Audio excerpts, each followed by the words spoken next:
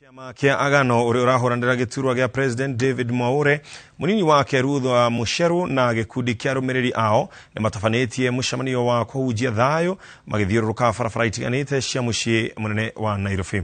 Mwaure ni oritie commission ya IBC korona utheri kũrĩ bũrũri nĩguo kũnina njokanirio iria ciho gatagatĩ-inĩ ga commission iyo na honge cia ũgitĩri. Oho ni athingatĩte ahũranĩri a iturwa ciothe kũiga na kũhunjia ndũmĩrĩri ya thayũ makĩmatha kura cia gĩthurano kĩrĩa gĩatigia thikũ 16. Behind this banner. Thank you so much. You can take it away and give us a song. Thank you.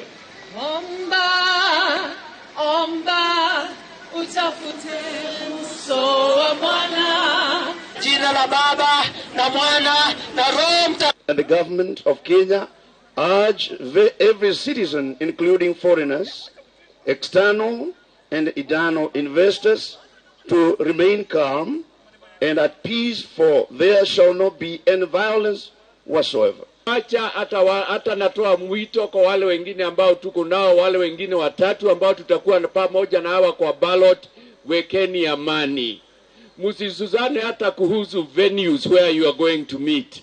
Msizuzane hata kuhusu hili na lile. IBC tunasema kama vile kiongozi mmoja amesema, mufuate mambo ya transparency kabisa. Na hii vita tunaona katikati yenyu na vitengo vya security. Please sort it out because Kenyans want a peaceful election. Finally, kuambia wa Kenya hatuna nchi bila amani. Na amani ndio itatuendeleza mbele. Because some of us are in these elections and because sauti mashinani imejitokeza, kanisa imejitokeza, there is hope for this nation. Thank you again, Bishop Josephat Joroge. Nyinyi nyote viongozi wale wengine, tuweke amani, muendelee, na hata wakati wa debate ile inakuwa Jumanne, tuweke amani. Mimi nitakuwa hapo, nitaongea kuhusu yale mambo sauti mashinani inafanya. Mambo